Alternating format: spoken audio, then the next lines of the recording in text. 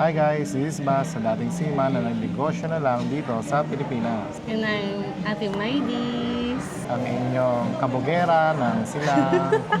Ang inyong ito pambansang tita.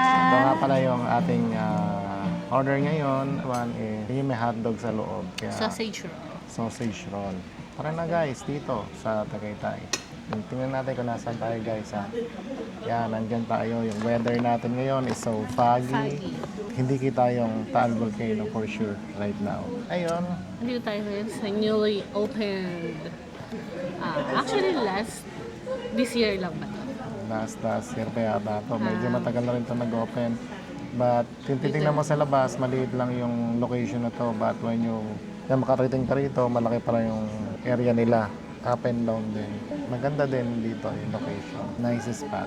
Wala pa yung Try mo drinks yung natin. ano. Get the drinks, please. Try mo pa din kahit wala pa yung drinks. So, Saan natin ito lalagay? guys, hindi to egg. Ito ngayon ay something new. Something new. First time namin dito. First time dito sa Starbucks dito. So, anong number, Marty? So, I will check.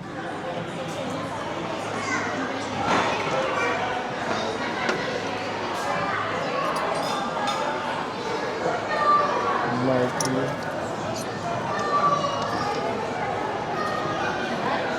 Marty.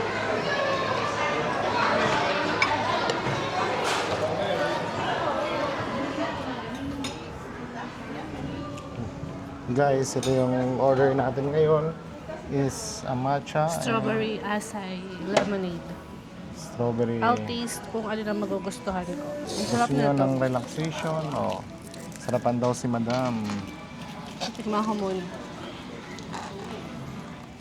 Ngayon, umuulan sa labas.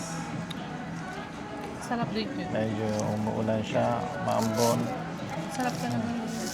Masarap talaga ng donut nila. So, eto guys. Okay, ang weather ngayon, medyo umuulan. Habang naghihintay tayo ng ating meeting, dito lang muna tayo. Siguro after Nagla-lunch kasi sila. 15 So- minutes or 20 minutes, we'll go now para sa ating ka-meet up.